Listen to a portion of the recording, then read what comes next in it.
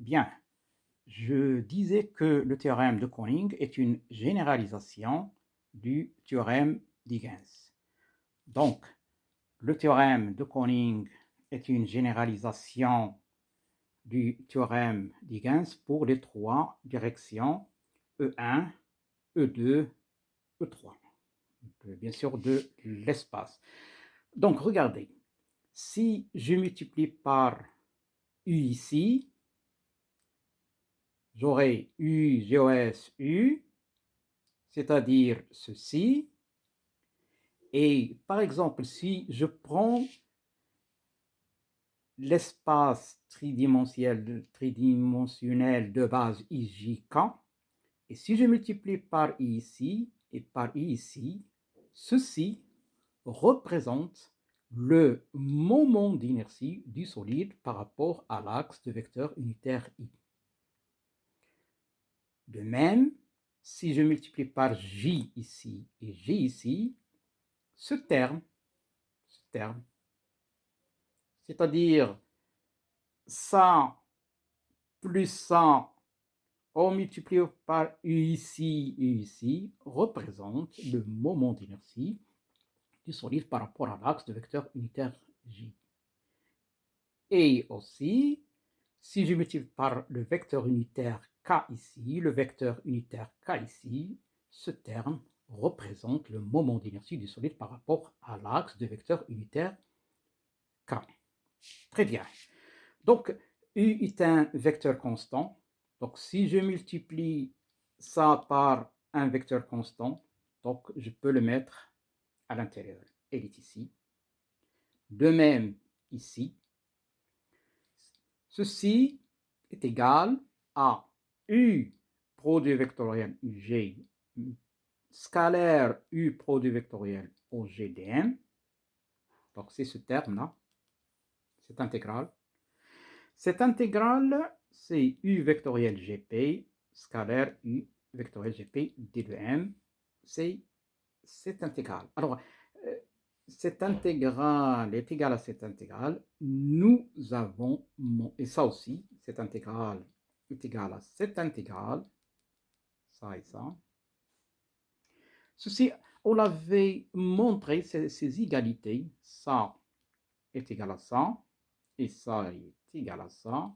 Ces égalités, on les avait montrées lorsqu'on avait montré la symétrie de l'opérateur GOS. Donc, regardez la démonstration de la symétrie de l'application linéaire ou de GOS. Dans cette démonstration, nous avons montré ces égalités. Donc, ce sont des propriétés, donc d'ailleurs que j'ai rappelé dans ce paragraphe de démonstration de la symétrie de l'application linéaire, cours précédent. Donc, ce sont des propriétés de double produit vectoriel A, B, C que j'ai rappelé. Très bien. Alors, par définition, le moment d'inertie par rapport à un axe delta, d'un solide, moment d'inertie d'un solide par rapport à un axe delta, est égal à l'intégrale sur le domaine occupé par le solide du produit vectoriel petit n au carré avec petit n est le vecteur unitaire de l'axe ou de la droite delta. Donc, cette intégrale, ceci, est le moment d'inertie du solide de S par rapport à l'axe delta, où petit n est le vecteur unitaire de delta. Donc ça, c'est une définition à connaître. Bien. Alors maintenant, considérons un solide S, un point P, centre d'inertie, il y a un axe qui passe par le centre d'inertie G. Un axe, donc cet axe est appelé delta G, de vecteur unitaire U. Et prenons un deuxième axe, une deuxième droite, parallèle à delta G. Donc delta G et delta O sont parallèles. Delta O, il passe par le point O, regardez, nous avons le même vecteur unitaire ici et ici. Qu'est-ce que ça veut dire, même vecteur unitaire? Ça veut dire que les droites sont parallèles. Nous avons même vecteur unitaire ici, U, ça veut dire que delta G est parallèle à delta. Et donc, nous pouvons réaliser ici la projection orthogonale. Donc, si cette droite est perpendiculaire, cette droite ici, ce segment est perpendiculaire à la droite delta O, et puisque delta G parallèle à ça, donc automatiquement, ce segment est perpendiculaire aussi à delta G. Donc, de même ici, appelons la distance entre les droites delta O et delta G, appelons cette distance petit d et un angle alpha ici. Donc, calculons dans ce cas U vectoriel OG, produit scalaire U vectoriel OG. Donc, on sait ça, c'est la norme au carré du produit vectoriel. Donc, le produit vectoriel, on sait que c'est U, la norme de U, la norme de G sinus alpha, l'angle entre, regardez, l'angle alpha, c'est l'angle entre OG et U. Donc sinus alpha, et puisque c'est au carré, donc on a U au carré, OG au carré, et sin alpha au carré. Alpha étant l'angle entre U et OG. Donc sinus alpha ici, sinus alpha est égal à D sur la norme de OG, ce qui entraîne que petit d est égal à la norme de OG, sinus, excusez-moi, la norme, donc ici, sin alpha est égal à D sur norme de OG, ce qui entraîne que D est égal à OG multiplié par sinus alpha. Or, U est un vecteur unitaire, sa norme au carré est égale à 1, vecteur unitaire. Donc, on remplace intégrale U vectoriel OG, U vectoriel OG dm est égal à intégrale de U vectoriel OG au carré dm. Et on remplace ce produit vectoriel au carré par son expression. Donc là, son expression, regardez, nous avons montré que c'est un, pardon, excusez-moi, donc en remplaçant ça par 1 et en remplaçant OG au carré sin alpha au carré, qu'est-ce qu'on a trouvé? OG sin alpha est égal à D, et par conséquent, nous avons ce produit vectoriel au carré est égal à D au carré. Donc là, le produit vectoriel ici au carré est égal à D carré. Intégrale sur SDM, donc on sait que ça, c'est la masse du solide. Ça, c'est la masse du solide, donc est égal à MD au carré. Très bien. Alors, ce qui entraîne que nous avons aussi intégrale U GM, intégrale U vectoriel GM, scalaire U GM dm, c'est intégrale S U vectoriel GM au carré. Et ça, par définition, la définition que nous avons donnée ici pour le moment d'inertie, c'est le moment d'inertie du solide, par rapport à l'axe de vecteur unitaire U et qui passe par le point G. Donc, est le moment d'inertie par rapport à la droite delta G passant par G. D'où, finalement, nous avons le moment d'inertie du solide par rapport à un axe delta passant par O est égal au moment d'inertie du solide par rapport à un axe delta passant par G, plus m d carré. M, c'est la masse totale du solide.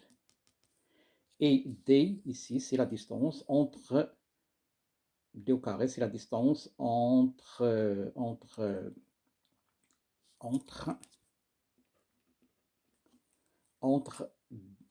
delta O et delta G au carré. Cette distance au carré. D, c'est la distance. Ici, nous avons la distance au carré. Très bien. Donc, il faut noter que delta O et delta G sont parallèle. Donc ça, c'est une relation que vous avez utilisée dans le TP de moment de théorème d'Higgins. Ok, très bien. Alors, en grau 5, dans l'ensemble en fait du chapitre, dans le chapitre 1, grau 5, c'est le torseur cinétique. Ok.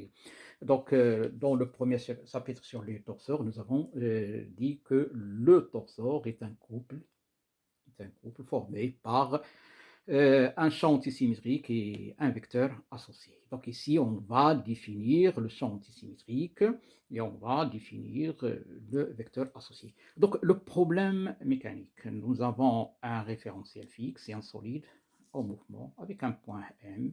Ici, on peut rajouter le centre d'inertie G que nous avons ici. Et là, M, c'est le point courant, c'est-à-dire quand on intègre, etc., on utilise les coordonnées de M, X, Y, Z. Très bien. Alors, d'abord, une première définition, c'est ce qu'on appelle la quantité de mouvement du solide en mouvement du solide S par rapport à R0. Donc, par définition, la quantité de mouvement, c'est P de S dans son mouvement, le S c'est en mouvement par rapport à R, est égal à l'intégrale sur S de Vm par rapport à 0 dm, avec M est un point du solide. Est un point du solide. Très bien. Deuxième définition, c'est moment cinétique de S en un point A. Alors retenez bien, le moment cinétique, c'est un moment. Il faut le calculer en un point. Donc ici, on a un point A, quelconque, mais le choix du point A, il n'y a pas un seul point pour tous les problèmes de mécanique du solide. Donc, dans chaque problème de mécanique du solide, il faut choisir le point A adéquat. Qu'est-ce que ça veut dire, le point A adéquat? C'est-à-dire le point qui facilite les calculs. Et nous allons voir ça dans la suite des travaux réalisés. Très bien. Donc, par définition, le moment cinétique du solide en mouvement par rapport, dans son mouvement, en mouvement par rapport à R0 en un point 1, par définition, c'est intégral de S. Le vecteur AM vectoriel, produit vectoriel, V de M par rapport à 0 dm. Okay. M apparaît ici, c'est un point du solide qui représente tous les autres points. Bien. Alors, 5.3, donc torseur cinétique de S par rapport à R0. Donc, en TD, nous avons d'ailleurs en cours et on l'applique en TD. Donc, si on parle de torseur, ça veut dire on parle aussi d'un champ antisymétrique. Est-ce que le moment cinétique est un champ antisymétrique? On va voir. Alors, le moment cinétique est un champ antisymétrique, effectivement. En effet, soit opprime un point quelconque. Je dis bien quelconque de l'espace. Hein. Je prends n'importe quel point.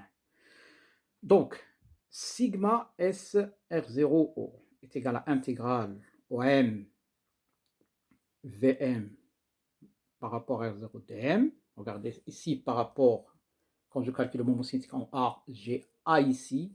Quand je calcule le moment cinétique en O, ici, j'ai O ici. Okay.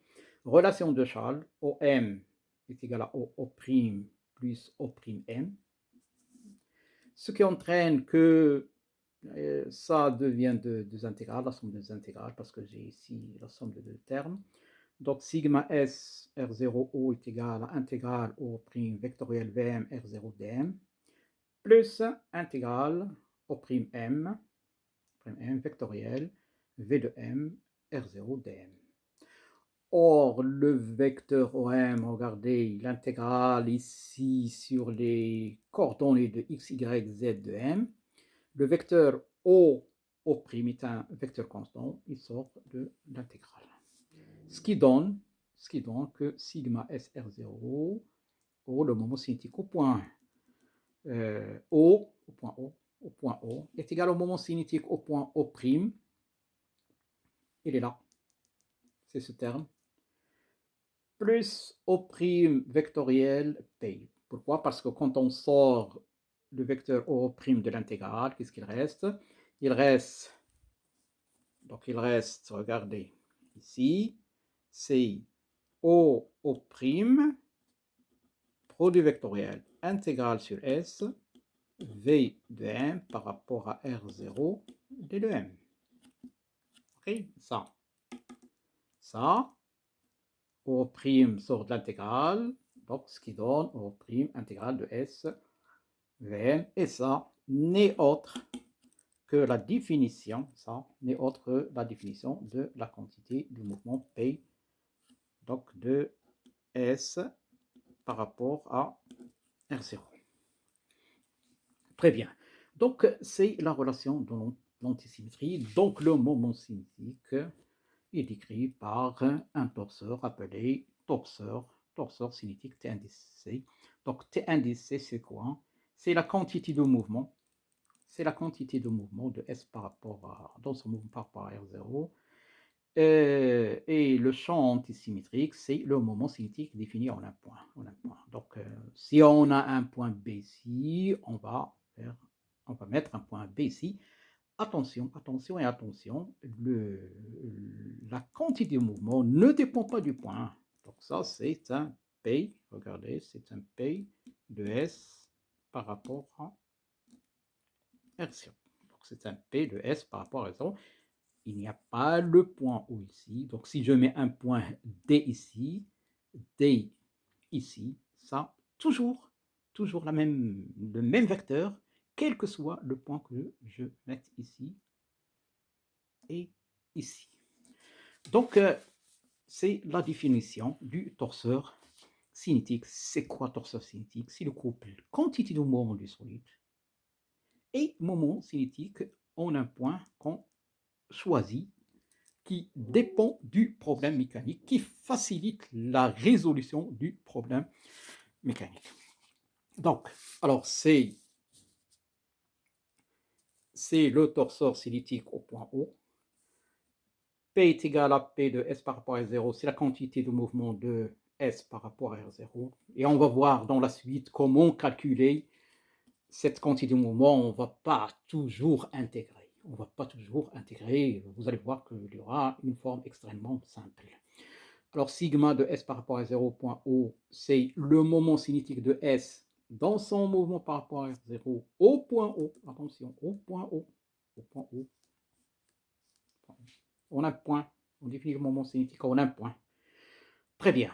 Alors maintenant, c'est ce que j'ai dit ici, quantité de mouvement, on l'appelle aussi résultante cinétique. On va voir qu'il prend un résultat extrêmement simple.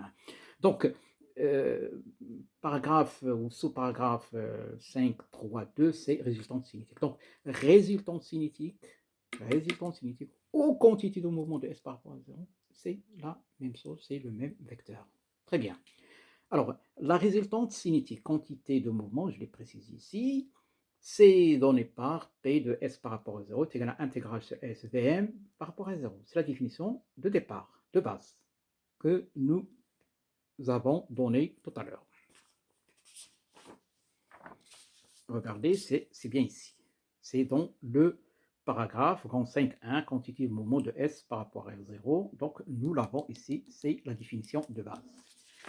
Très bien. La définition de base, donc là,